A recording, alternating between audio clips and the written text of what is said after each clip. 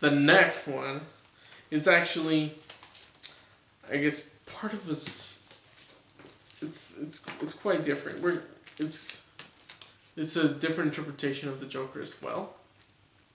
So those of you who are kind of doubting Heath Ledger's Joker, I mean not Heath Ledger, sorry.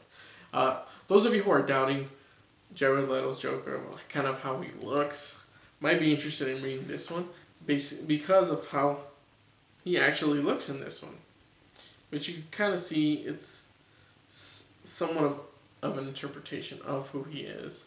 There's one page in particular where you see him looking quite different with his slick back hair. So let's see if you can see it right there. Now if this doesn't come up, I'll definitely be posting a picture over it. But yeah, that's how he looks. I know what you're thinking, like what? Like what he actually looks like? Yes, and that is called Batman Rest in Peace. Batman Rest in Peace is another great book of where Batman is just being tormented by there's different villains throughout this, but where Batman basically he loses himself. Batman doesn't know who he is, and people think that they have him already, that they're gonna kill him, but they want to kind of leave that up to one person to do it, because these are rich people that are doing this, and they want to see him suffer. They want to see Batman just be destroyed, and they do an incredible job. And then through some storytelling, some weird things occur, and they get in contact with, or they kidnap the Joker, and they want to give him the privilege of killing off Batman. However, if you know the Joker, nothing ever goes according to plan. And the artwork in here is phenomenal, along with all the other comics as well. So definitely pick this up. It's definitely worth a read, and you will not be disappointed.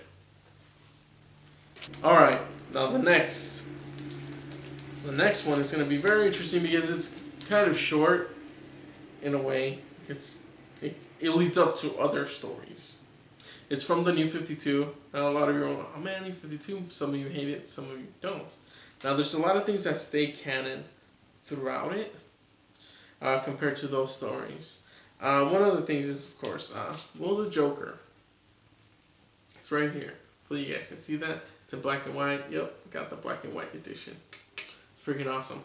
But, as I'm saying, is throughout this, it's Batman Detective Comics from the New 52, issue number 1. And, of course, issue number 2 in the back, which kind of goes into further detail about what's going on throughout this story. Needless to say, though, the whole situation is about Batman trying to hunt down the Joker, and because he's been trying to find him, he's been killing people, but he has no pattern. Batman is trying to understand him, but he just can't. So they've already been in this constant struggle with each other.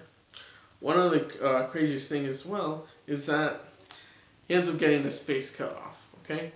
That happens. Yeah, it goes down. His face gets cut off in this, So, yeah, that happens because he's trying to escape. He's planning something, but no one knows. And he doesn't make an appearance until much later after this. So, hey guys, this Joker is very different from the rest because, well, he's different in a way because he cut off his face. But as you can tell, this is one of the action figures. This is one of the figures that they have. Hopefully, you can see it right there. Hopefully, maybe not. Anyways, yeah, he's quite interesting. And here, out to show you, is how he looks. Right there. See that? Bam. Oh yeah. Cut off his face. His face was cut off. He goes back to the GCPD to get his face back where they're keeping it, just so you can put it, you can grab it back. But the way they do this in the introduction of the Joker is that chaos is happening in Gotham, where it feels like an apocalypse is coming. And no, I'm not talking about, Darkseid or anything like that. But this is the freaking Joker, and he's returned. and they have this weird feeling that he has come back because things start going awry, and just madness ensues. But yes, this definitely is. This series is called Batman: Death of the Family. Now, Batman: Death of the Family has the Joker coming back, and for quite a few issues, it has him returning with that. I guess you could say, with putting back that face and strapping it on, and he of course has these blue overalls on his back, and it shows he's getting back to work. Now, a lot of things about this is that Joker wants Batman to go back to his old ways of just working by himself, and that's the main point of this. Is that Joker hates the fact that so much is happening. That Batman has all these different types of people working with him. Batgirl, Robin, Nightwing as well, and it's just, and the list goes on and on and on, and he's just tired of that, like Catwoman, and all these different types of people, and the Joker is tired of it. He says, you know what, they need to go back to the good old days when it was just us, and the fact is, Joker, I guess you could say, loves that, or loves the fact of this whole challenge between him and Batman, and no one else.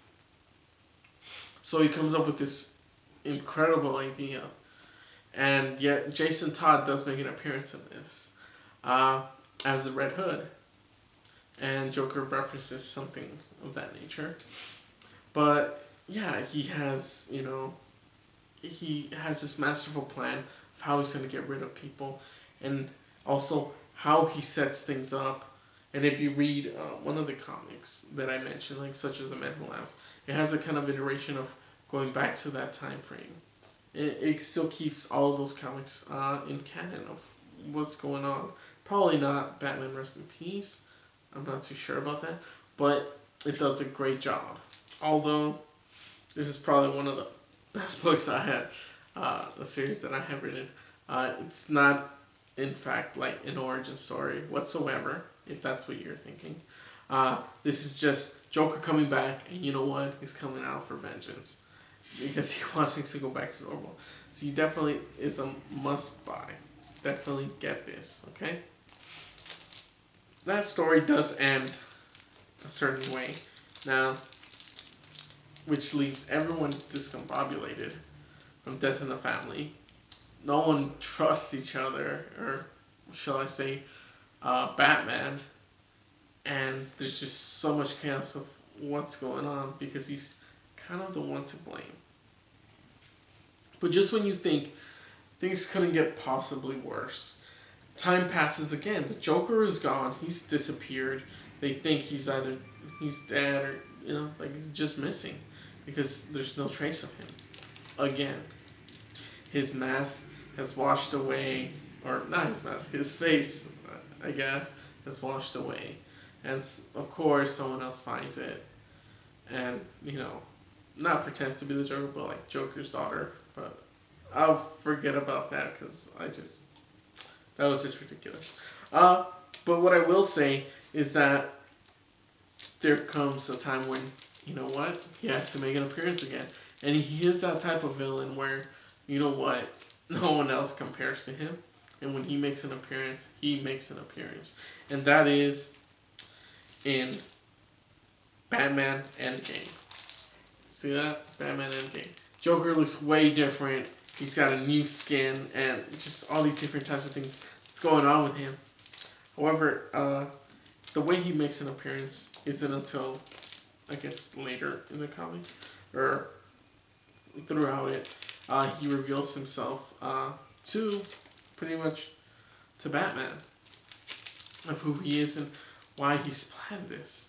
He sets this mythology of himself to show that he is more than just a man.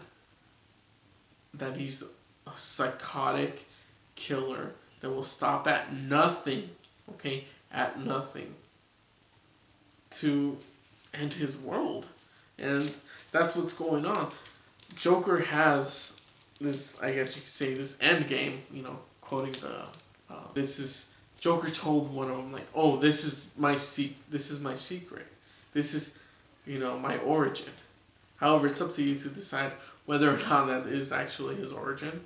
And it's really interesting on the path that they take, especially when the Joker and Batman face off once more in this epic battle.